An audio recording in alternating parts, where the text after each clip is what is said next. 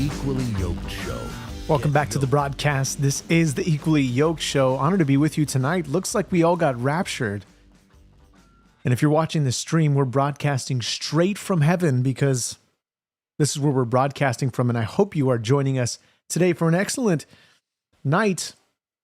Obviously, I'm being sarcastic. However, despite the fact we are witnessing incredible things shaping up in our ecosystem, in our world, and what's happening, but we're looking at what is going on the forefront of America and American politics. Tulsi Gabbard resigns and leaves the Director of National Intelligence seat vacant.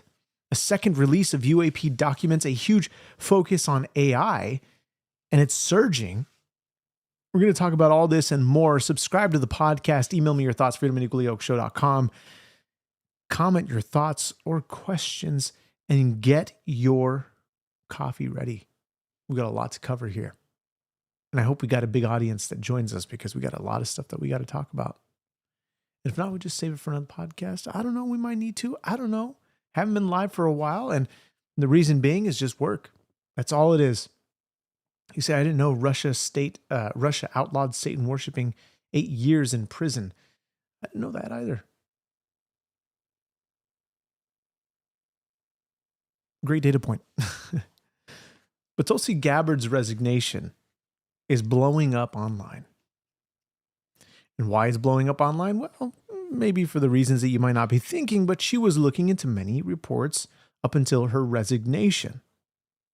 FBI operations tied to the Fulton County Election Office investigation, declassification of Trump impeachment, 2016 Russia election intelligence assessments, JFK assassination, MK Ultra files, which were stolen by the CIA, documents that were in her office, UFO, UAP related records. But just when she was getting into the nitty gritty, life hits you hard.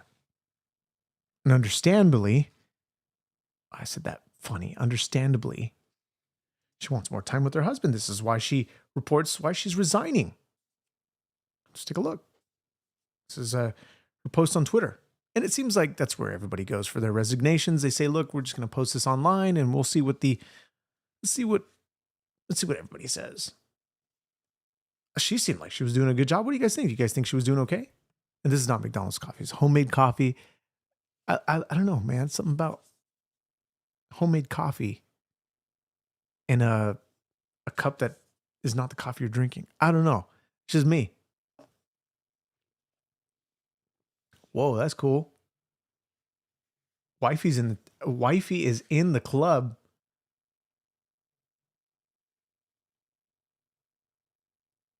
Nice. Love it. Thanks, honey. Thanks for supporting. You're my number one support. Tulsi Gabbard saying, I'm deeply grateful for the trust President Trump placed me in for the opportunity to lead ODNI for the last year and a half. Unfortunately, I must submit my resignation effective June 30th, 2026. My husband, Abraham, was recently been diagnosed with an extremely rare. What am I saying? My words are all mixed up here. It's not one of them $9. No.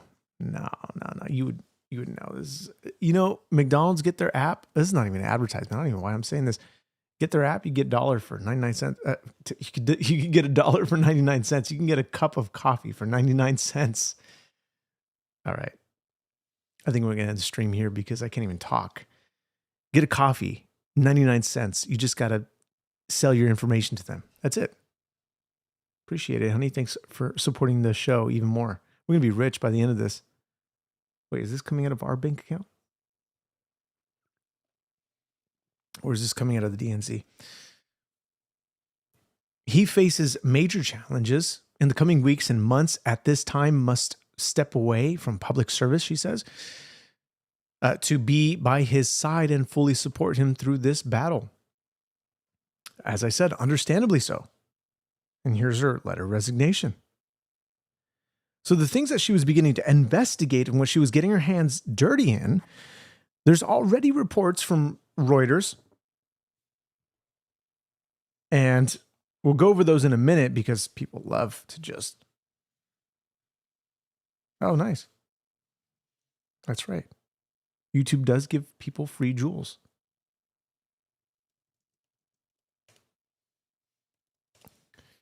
But this is what the media does. Media is classic for doing this. And we've seen this happen. It's not the first time it's happened, but we've seen this with, issues, controversies. Dan Bongino's exit from the FBI, Pam Bondi's removal, Joe Kent's resignation, and now Tulsi Gabbard. Reuters is fanning the fire with this report. And they're saying, Reuters reports White House forced Gabbard to resign despite her citing her husband's cancer battle. Interesting. It says, resigned as President Trump's director of national intelligence on Friday, citing her husband's recent diagnosis with bone cancer. While both Gabbard and Trump put out releases citing Gabbard's husband's illness, Reuters reported that Gabbard had been forced out by the White House. And so there are sources saying that she was pushed out.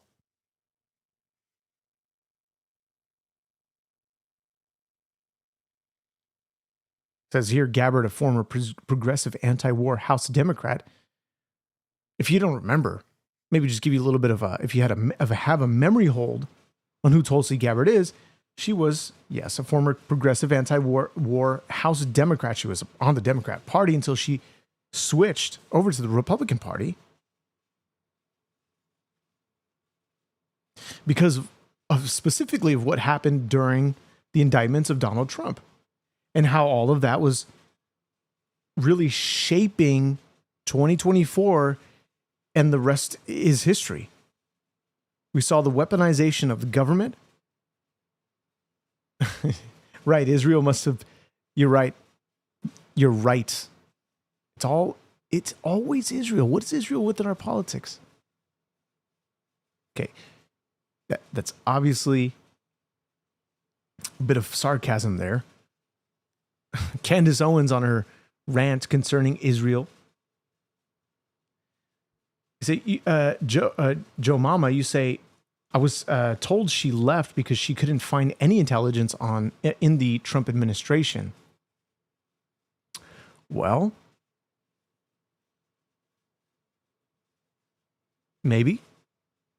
Is this an inside job for Tulsi Gabbard? Is she still a part of the Democrat Party? Is she secretly spying on the Trump administration just to give points over to the Democrats? That'd be the most ridiculous thing I ever heard. Nonetheless, even Democrats are still not smart enough to do so. I mean, if you've looked at their autopsy report, what they put out there, some interesting stuff concerning Kamala Harris. But despite the fact, says she is known for her non-interventionist policies, which run counter to Trump's ongoing war in Iran, but she really hasn't been public about any of that. She's focused. Unlike Biden, saying he was focused, she was focused. And so that's the sort of breaking news that we have on the headlines. But following this, when it comes to the looking deeper into UAPs and UFOs, the White House releases its second wave of documents. And so this is what is being shown online concerning UAP, UFOs. Well, I think I'm going to bring this into another page so you can see this in a bit better form. Here we go. I want to know your thoughts concerning all of this. So here's it says the Department of War just released a second tranche of records under Pursue.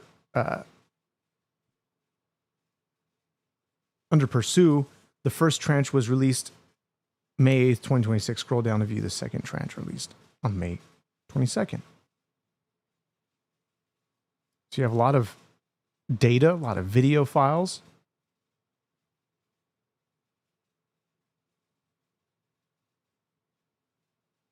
NASA's logo.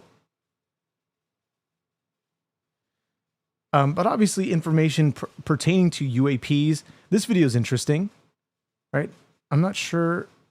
A lot of this stuff is, of course, I'm not going to download those video files. However, a lot of this stuff is being, shown online. And I don't know. What do you guys think of it? UFOs, UAPs. I think we're getting into an era where technology, especially with the further development of AI and how fast it's actually developing, we're looking at AI advancing every 4 to 6 months. And it seems like it's doubling. That's just more as we progress. We're getting into this sphere, into this realm of some serious capabilities. And look, CEOs, you got people like Elon Musk, you got Jeff Bezos, when they're talking about AI being so involved in our everyday life. You have Elon Musk who's saying we need to implement a universal basic income because AI will replace jobs.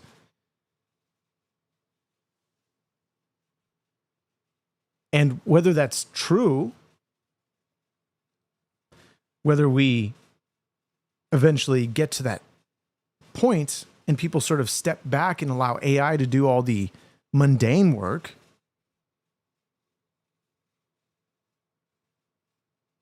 these are what top CEOs are saying concerning this. That people will be able to make lots of money building agents, all this stuff that is blowing up online. But you see people like the NVIDIA CEO talking about AI in this manner. Let's take a look at this really quick. Department of War has access to NVIDIA's technology so that our technology is completely open source so that it could be modified and enhanced for the applications of our military. We have great partnerships across the ecosystem of contractors and technology companies that service the national securities organizations around in our country. We want America's technology industry to be a national treasure of the United States. And it's going to be, of course, creating jobs, enhancing our manufacturing sector, reducing our dependence on other countries and manufacturing is a core part of our national security. And we play a very central role in doing that. And that's the founder and CEO of NVIDIA, Jensen Huang, on how AI is playing a big role on the battlefield. And we see the development of the Golden Dome and how Trump wants to hit the marker with building a protective shield around America. When the viral discussions concerning the purchase of Greenland, defending against Russia, defending against China, defending against the continental ballistic missiles from Iran, with the development of their, before America intervened, development of nuclear warheads that could be continental.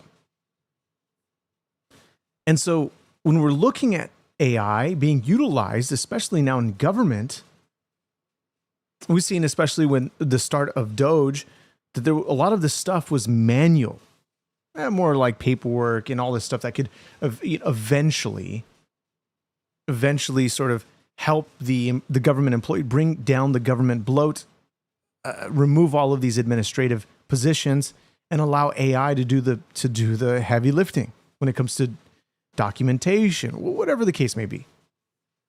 And to really focus that money, allocate this elsewhere to defense, because we're looking at an increased defense for just overall border security.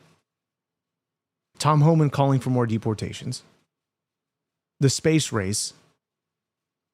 and the ongoing war currently with Iran.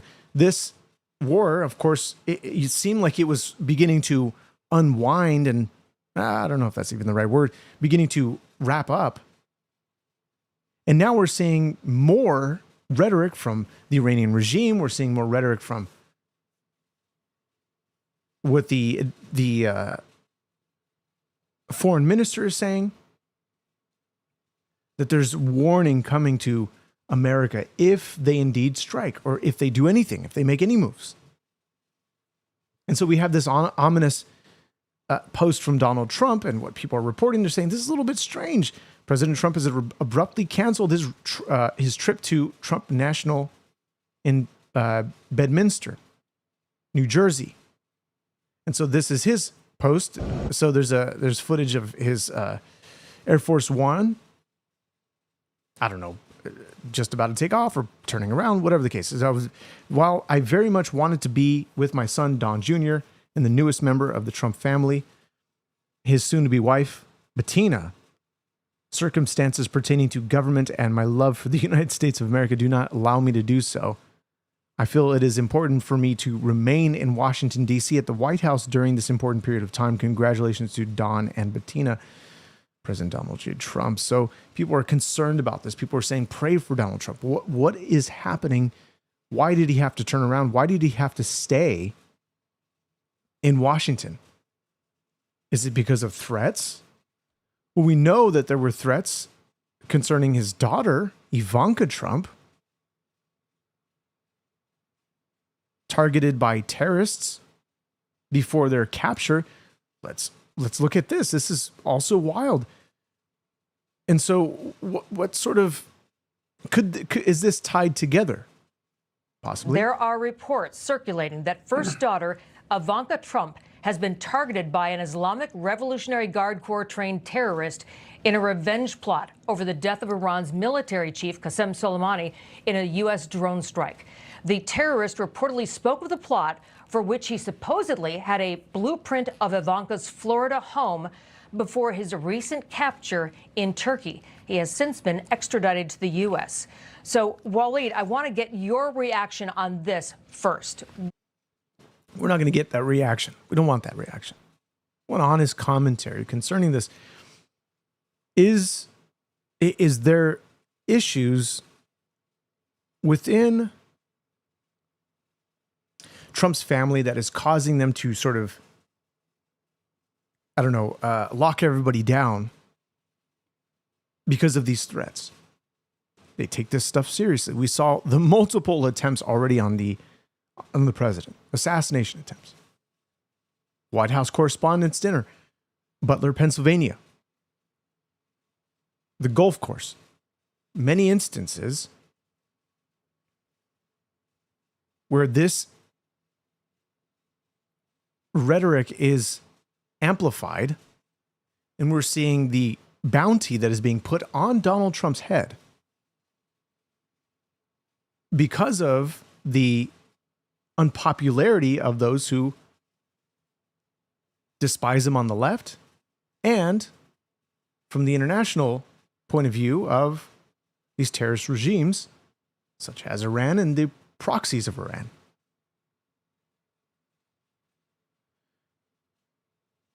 And so all of this debate surrounding this, or the controversy surrounding why he's staying, well, we don't really know. We're just going to have to see. I want to know your thoughts. Subscribe to the podcast. Email me your thoughts, freedom@eagleyokshow.com. Now, birth tourism has been quite the topic as of late. And we saw some indictments, some investigation into a specific, at a state where this is very popular. Now, birth tourism, this conversation started just a couple of months ago, or really started amplifying. And so we saw a report like this. Let's take a look. This is where they're bringing Chinese nationals over to the US, and they are exploiting the system. You have Chinese birth centers hiding in Texas.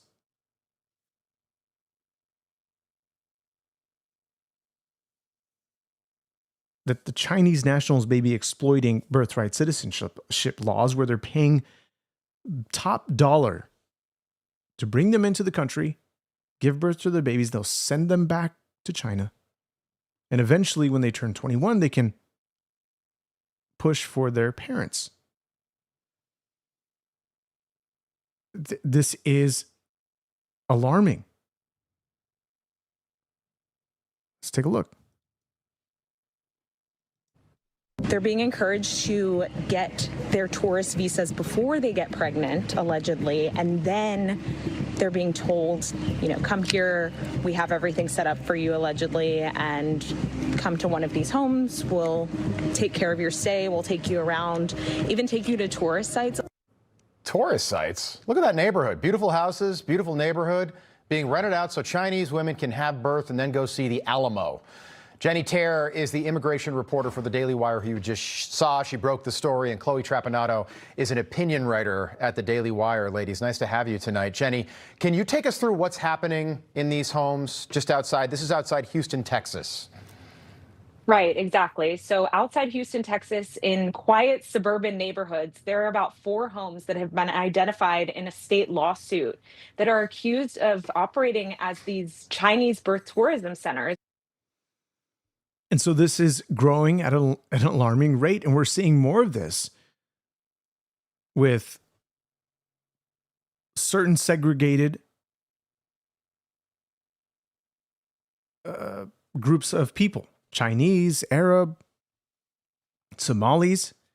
You're seeing these little pockets pop up, or at least are getting attention. And I think this is probably because of Nick Shirley, who's exposing this stuff in California.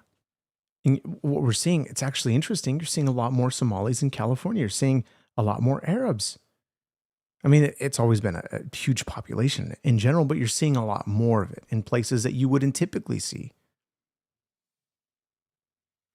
And so we're seeing the indictments that are coming down hard on in Minnesota.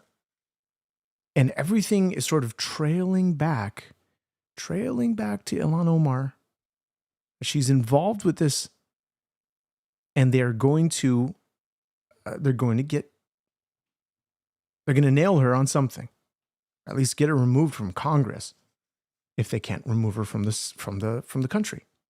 Here's JD Vance on the media, briefing the media as he's asked about this question, because we are following this as close as we can to figure out when America will actually take action against these people who are embedded into our economy, who are making our policies. She's a member of Congress, and she's spilling the rhetoric and the lies.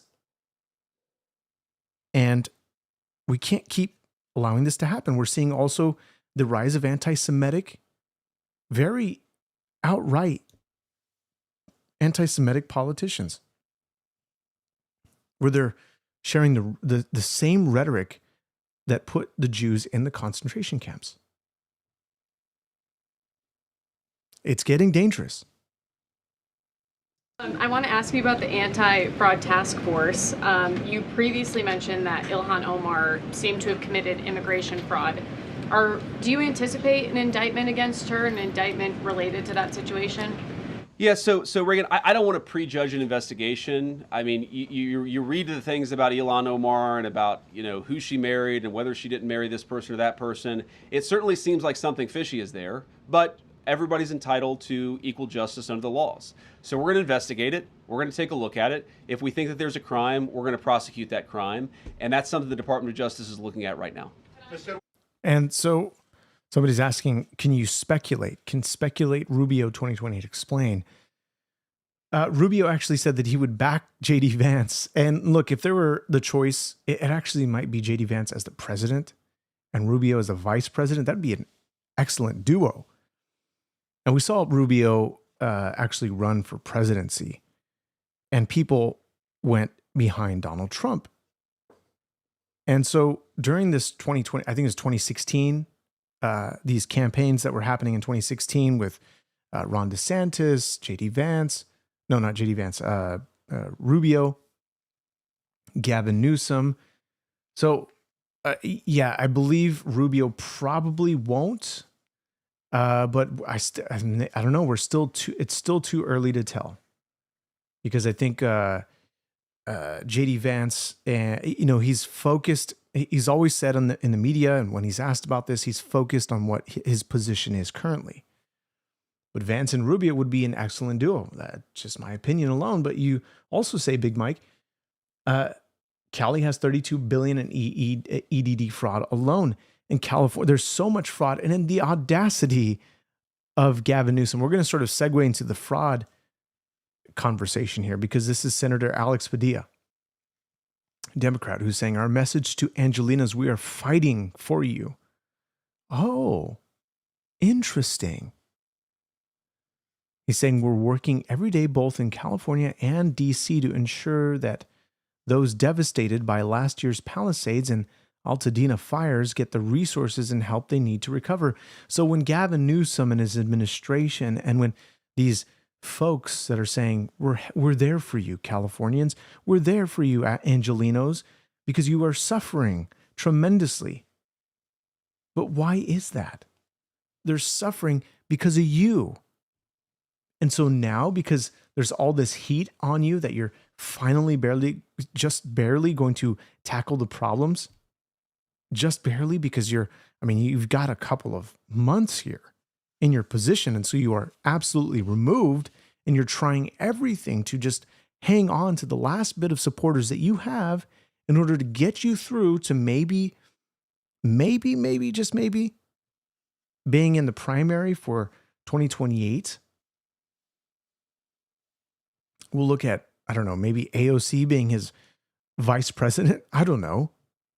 But this is the rhetoric they're coming out with. This is a video. Gavin Newsom and this senator. Just disgraceful. Senator Alex Padilla here, welcoming my governor, Gavin Newsom, to the Capitol here in Washington. No. Let me correct him. He's saying welcoming my governor. He more or less should be saying welcoming my king. Welcoming my, I don't know, anything other than governor. The tyrannical leader of California, who's attacked churches, put mandates on Californians, ridiculous mandates, mind you. In DC, and among the topics, wildfires. Summer's going to be here before we know it. We've already seen fire activity. And yes, I live in California. There is fires literally almost every other day. It's just bad. In parts of California, including the Sandy Fire in Simi Valley. But we want people to know is we haven't forgotten about those devastated by last year's Palisades and Eaton fire. Anyone who lives in California understands it's not a fire season, it's a condition. And so those conditions are changing. Hots are getting a lot hotter, dries are getting a lot drier. And of course, this summer, we're expecting more fire activity. And based on this last week, it's already here. But most important now is to finish the job and get the support, get the president to support this appropriation to get us full recovery for the Altadena and Palisades victims of the fires from last January. And you've been working hard with your colleagues on both sides of the aisle. We had some good meetings here up on the Hill, and we continue to track progress, but we need to move from promoting progress to actually delivering results. Right. And we're all working together. Look, They should have been delivering results from the very beginning, as he said it a year ago. A year, and nothing has been done when they tried to actually buy the land, get rid of these people, buy the land, and put in low-income housing. And this is why Spencer Pratt is gaining so much popularity within LA, because, and don't even get me started, you're saying Newsom begging for money again. Newsom and the California Annex Project. We're talking about the California Capitol getting a $1.2 billion, this this project that has cost so far no, I think it might be anywhere from 100. What's the number? 100. Oh man, I don't want to get this wrong. I think it's actually a huge number. The data is, let me find it. 1.2 billion. Okay, $1.2 billion. Project leaders forced thousands of workers to sign strict NDAs to hide the cost overruns from the public. Nearly 44.3 million in change orders were approved completely behind closed doors. So much of the taxpayer dollars are going to this project here just to what? Give the people more room for, I don't know. It's not enough room in the Capitol. And yet you have somebody like Gavin Newsom who's, blaming Trump or bashing him on the ballroom that literally hasn't cost the taxpayer any dollars, any dime. This type of lies, California's sick of it. They're done. And this is why we need to put somebody like Steve Hilton, even Chevron, of all companies, Chevron is putting signs like this. This is quite wild. We're at Sacramento policies did this. Now you pay more. California politics are choosing foreign oils and fuel over local jobs and lower costs. This is at the Chevron right here, okay? Right here. So Chevron is letting people know it's not Donald Trump making our gas more expensive. It's California politics are choosing foreign oils over fuel and fuels over local jobs and lower costs. Again, we went over this just on the last podcast concerning California and the oil that is being purchased from foreign entities, importing them in, and we want to drill here at home. Eventually, it will bring costs down, but there's a lot of regulations that are causing these high gas prices. These gas prices I pay every week. And so you're saying, this is why we need to elect somebody like Steve Hilton, who's on the grounds with Chevron, looking at this data. It's simple data. It's simple math. I want this to be too loud, sorry. Gavin Newsom is telling Californians to boycott Chevron because of their high gas prices. And they are high. $6.39 today in California. But also today in Jackson County, Mississippi, you can get gas from Chevron for $3.99. That is $2.40 less than here in California. Same company, different prices. Why? Because of Gavin Newsom and his policies. We shouldn't be boycotting individual oil companies. We should be boycotting the Democrat policies that have given us the highest gas prices in the country. My plan is to get us to $3 gas. Vote for change. And this is why I think he's very effective. I think why he's leading right now. It's him and Tom Steyer, or him and Becerra. Actually, Tom Steyer's moving down in popularity, and we're seeing Becerra rise, even though the Democratic Party has been trying to get him out of the way in order to put Tom Steyer at the top. So we're looking at either Steyer somehow gaining all of this popularity in the last moment, or Becerra. Bianco's falling short. And so we're seeing this moment that Steve Hilton has, and I think he's doing an excellent job by going on podcasts like PBD and many others to discuss these issues, because this is where Democrats often fall short. And you see this in their DNC breakdown, their autopsy report, as to why Kamala failed, why the Democratic Party failed in the 2024 elections. This is bigger, broader issues. But a lot of this, covers this. It's so funny because the DNC chair says, "Look, this report. I didn't even want to put this out. This is not. This is this is unedited. This is unchanged. Nothing. It's exactly as it was." And to be honest with you, well, do we really know if that's true? If this is the unchanged, unedited version of their autopsy report?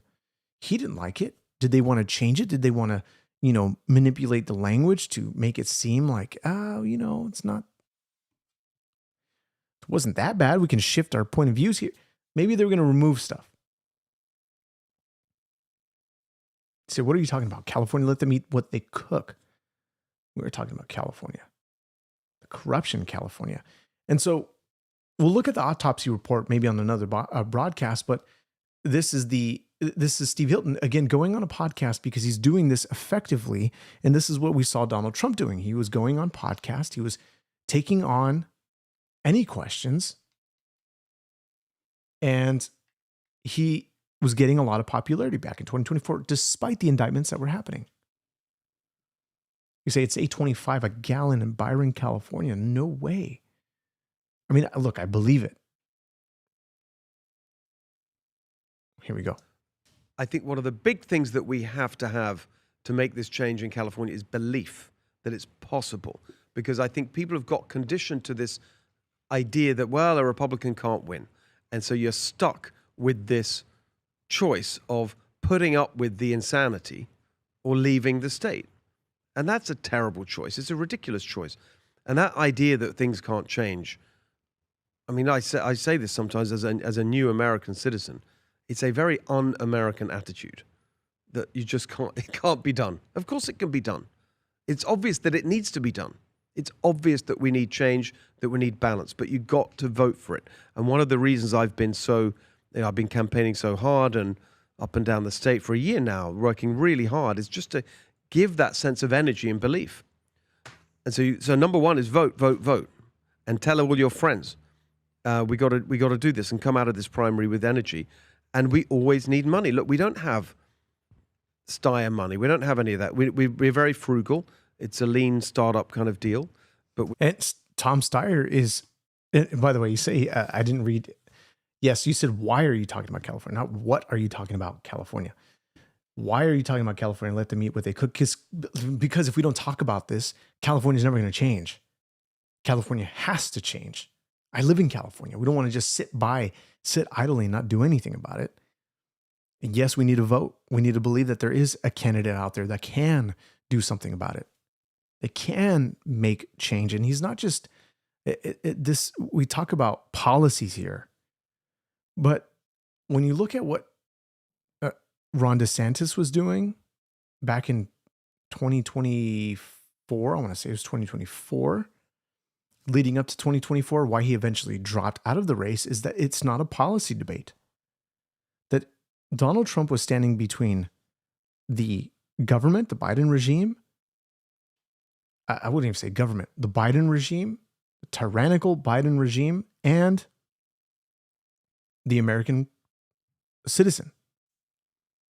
That it wasn't about Donald Trump. And we saw the indictments.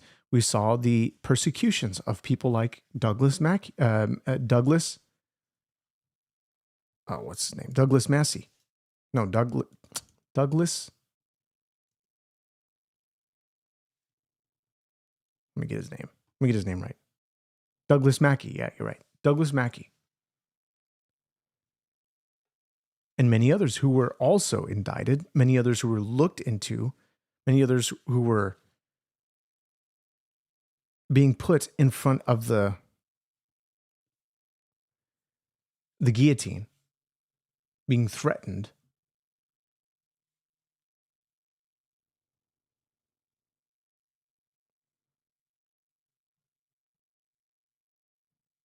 You say you won't switch California to red. They're too delusional to face reality. See, look, I get where you're coming from, but I think that's a just bad position to have. That's just my opinion. California, we tried to do and get rid of Newsom. It didn't end up going through, right? With the removal of Gavin Newsom. Gosh, this is slipping my mind. What is it called? Somebody help me out here. The it starts with an R.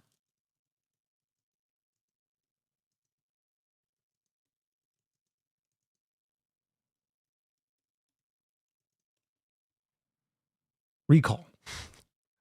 Recall. There we go. We tried to recall Gavin Newsom. It didn't go through. It didn't work out. And this is our chance because of the term limitations. And so with this obviously going to potentially, and he's speculating, Steve Hilton speculating on the PBD podcast, why they want to elevate Bianco is because if they sort of elevate or push people to Bianco, it's not going to, it eventually put two Democrats on the primaries. So if somehow Steve Hilton loses his position, which he's gaining the lead with Becerra, places like Emerson College have them tied up. Tom Steyer's still falling behind, Chad Bianco behind.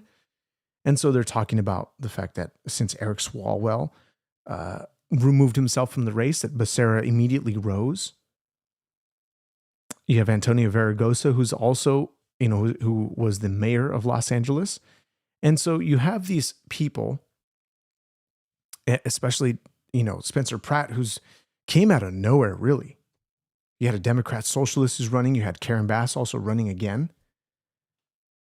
And will we see any of those two drop out? Because, look, I think California's done. They're done with it. Gavin does love Xi Jinping, yes.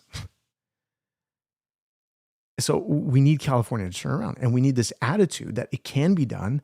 We just have to. And I've heard it from many, many of my, the people that I work with, people that I've talked to, that nothing can be done. Nothing can be done. And look, also with the recall, we had AOC. We had many people. I think it was AOC, but the major player in during the recall fight was Obama, who actually campaigned on this behalf to keep Gavin Newsom in power, because they don't want to lose any ground concerning this. Especially when we're seeing the redistricting and what's happening with Virginia. We're seeing the redistricting, what's happening in many other states, following what Texas wanted to do. But a lot of places, especially with Virginia, were trying to do it based on, racial gerrymandering. And they failed. And so California and the fraud that is being upended, and it's like every time Nick Shirley did something in Minnesota, did something in California, does something in Cuba. Now all of a sudden, it's like, it's so strange, right? You notice the pattern here? Stuff begins to happen following that. And maybe it was, it's just sort of coincidence. I don't know. It's just funny. But you have, eventually it's like, you just have to have enough. You have these people who are independent journalists who are going and doing the research, and then you have following suit. You have the news organizations, CBS, you have CNN, and they're beginning to, well, I wouldn't even say CNN, but CBS did some research, and they said, well, actually, yeah, what he uncovered was actually true. And so you see a lot of these fraudulent businesses, and the indictments that are coming down hard, because eventually this stuff needs to be dealt with.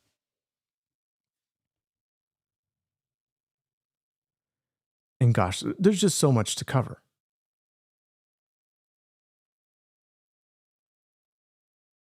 Just looking through what I've got here. So when we're talking about Democrats,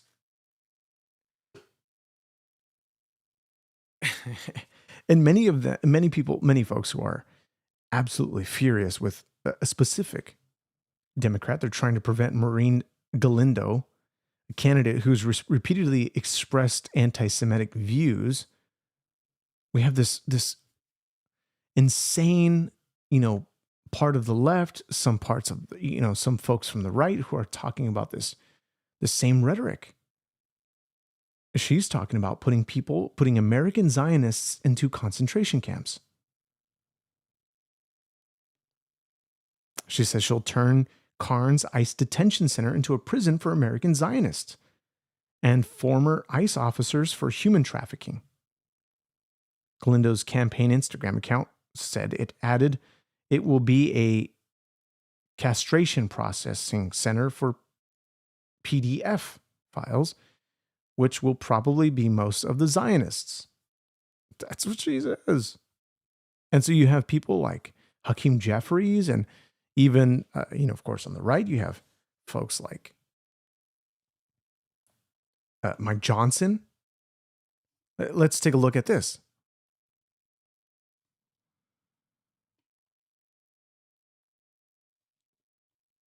Graham Plattner in Maine, Abdul El Sayed in Michigan, Republican Senate candidate Dan Bilzerian in Florida, and Texas Democrat congressional candidate Maureen Galindo, all taking heat for the anti-Semitism they've been spewing. The Democrat Galindo, who I just mentioned, threatened to jail, quote, American Zionists in ICE detention centers. Here's House Speaker Mike Johnson on it. They are electing and sending people through these primary processes to run for Congress who are openly about Marxists and anti-Semites and have crazy positions on all these really important issues facing the country.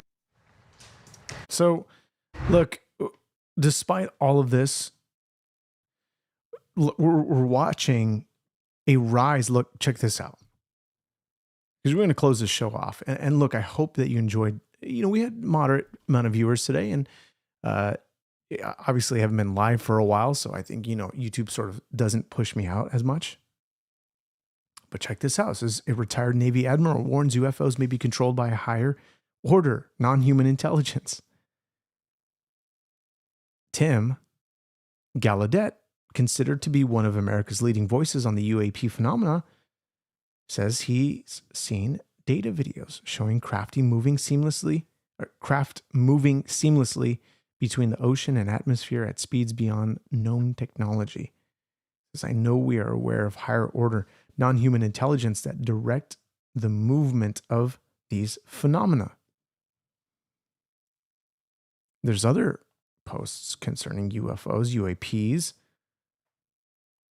stuff of, it's what seems like science fiction. You're looking at non-human biologics.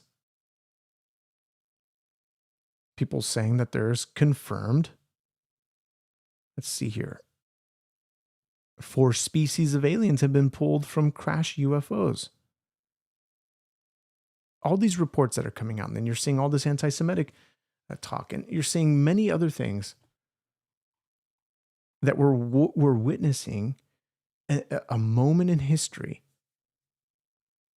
moving towards a world of an advancement of AI that is going to, everybody's talking about AI. All the news outlets are digging deep into this topic of AI. But not only the news outlets, of course, we're seeing CEOs discussing the importance of AI and how this will replace jobs and what this will do for the future. We're moving into a world that is going to shift significantly. And over the next year or so, over the next maybe year, 2 years, we know the US government is heavily investing in this. We see microchips, or rather memory chips. The production from, I think it's Micron, bringing in and building plants in the US. So they're moving their operations from Taiwan directly into the US to build more. And there's a lot of these, analysts who are discussing the stocks concerning this and how this is going to be a big boom and all this stuff. Well, despite that, I'm not here to give the, advice on stocks. All that stuff. I'm just saying these discussions, the topics concerning this, they're saying, look, there's going to be some significant investment in these companies because of where AI is headed. And we're looking at, intelligence, the way that the government is capturing information and data, this world that is moving, shifting towards and setting up for a person who wants to take that machine and run it for himself, for his gain. We know where this comes from. This comes from the scriptures, from the Bible. You might not hold that position, and I don't care. I'm not going to even sit here either and just say, like, let it all burn. It's all going to hell. That's not the message of this. Jesus calls us to do the work. Thank you so much, Billy Bojangles. Appreciate that. Do the work that he's called us to do. So yes, it sounds very doomerist, very doom, very gloom, very nihilistic. Just let it all burn. We're not saying that message. We're saying that you need to be prepared for the future that is going to change drastically. And whether that,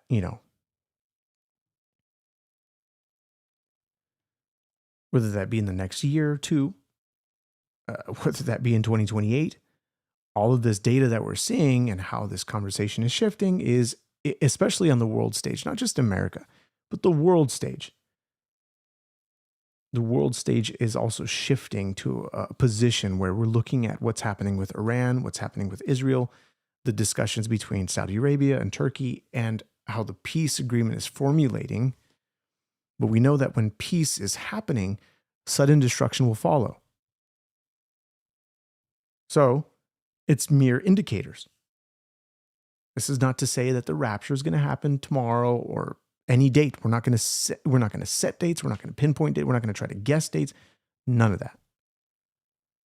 This is simply about being ready and prepared, being found doing the work in order to sort of, delay. We need to delay. We don't want a sort of third temple to be instituted immediately. Right? Christians are all about, we want a third temple. We want a third temple. They don't know what they're asking for. We don't want a third temple. We want to be this to be a Nineveh situation where God spares the nation as long as we possibly can in order to bring the most to Christ. The conversation surrounding scriptures and Israel and its existence and the rapture and is Christ even going to come back? Has he even come in the first place? The Messiah, the Jewish Messiah, what they're looking to. All these debates that we've been looking at, well, actually that I've been discussing amongst friends and family concerning the scriptures. These have been discussions for, a millennia. For sure. We know, according to the scriptures, according to what is being said and communicated, if you read these things in context, it's not at all confusing. If you'd like to know more, especially concerning the biblical conversation, we're always looking at the political stuff, but I think what needs to, the focus needs to always be directly on what God tells us to do and how he communicates to us to move in this realm of being a believer and actually living like it. Which is, yes, one of the hardest things to do. Say, why is every talk is about the Middle East? There's some the reason why it's about the Middle East is, one, this is the position that I hold because of the scriptures. The scriptures, first of all, they point out the fact that Israel is the center of the earth. Okay, that's one. You might disagree with that, but that's what God says. And concerning the nations that surround the Middle East, we know that there's always going to be conflict. You can look at the reasons why. Okay, look at the Old Testament, talks about why Israel will come into conflict with these nations, with these tribes, with whatever.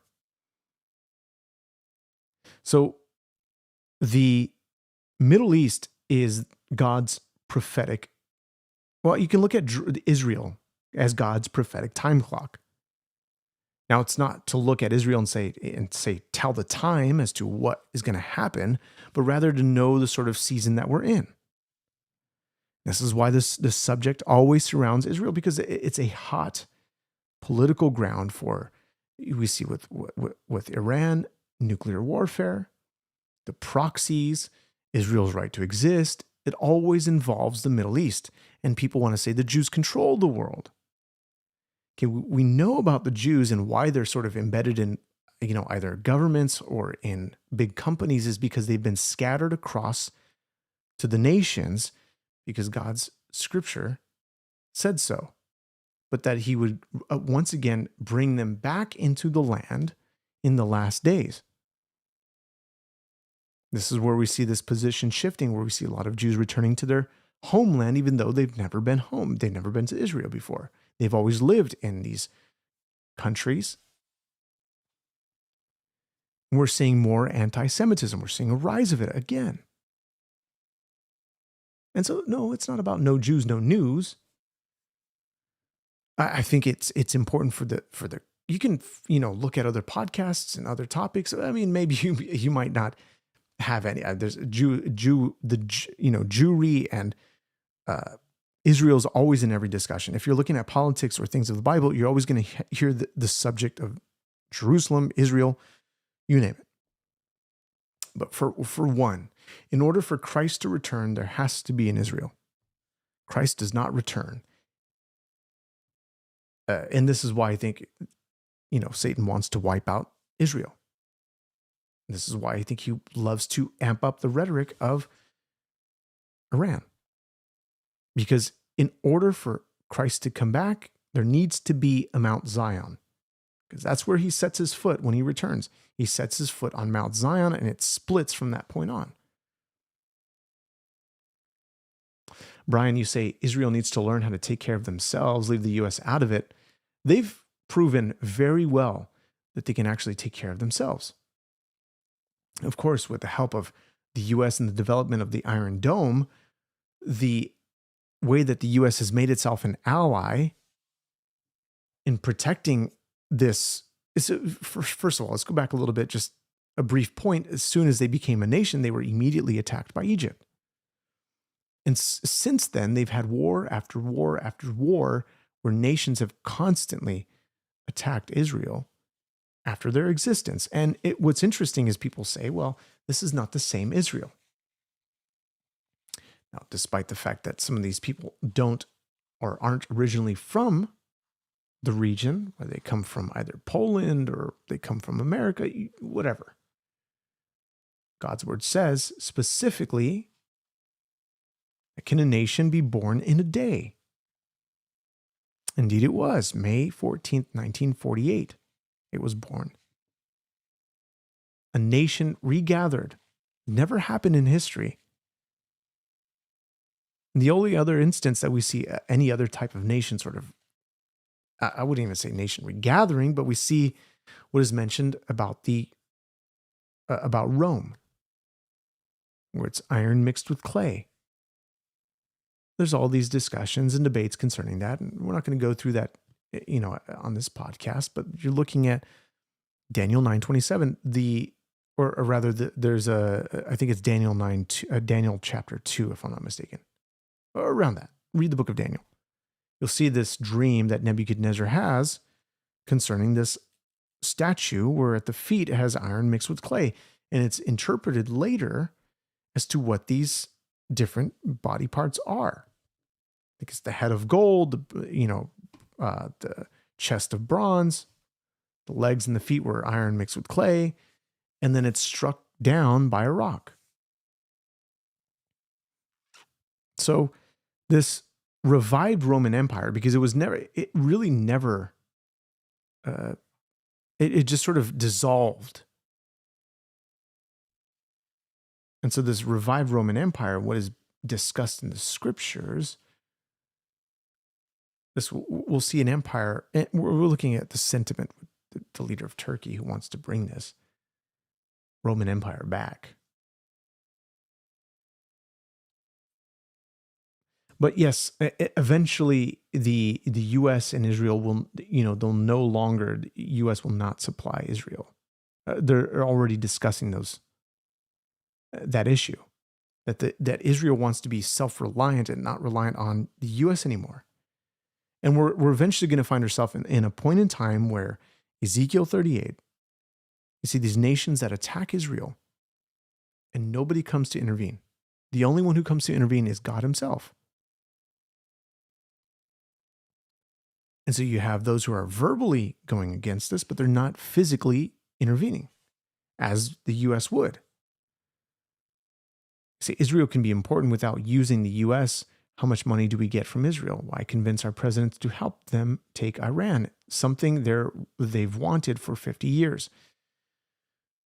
There's a lot of issues, a lot of background, a lot of history concerning that. And we know, even according to our founding fathers concerning Israel and what is to be made of that discussion, is simply that the ties to the land of Israel that the U.S. has is, you might not like this idea, because of the Judeo-Christian values that we were founded on. So there's always that physical or spiritual tie, I should say spiritual tie rather than, of course there is a physical tie, but there's more of a spiritual tie because of the Judeo-Christian values that have really brought America forward. This idea of God giving us this land. I mean, it's incredible if you think about it. A nation with a constitution that has held this much weight, this much,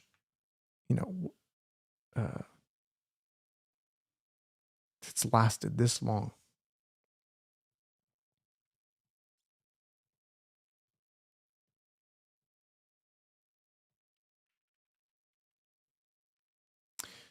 But guys, as we discuss this further and we look at all these these topics, just pray for the nation, pray for the president, pray for your leaders and those in authority, and pray for the peace of Jerusalem.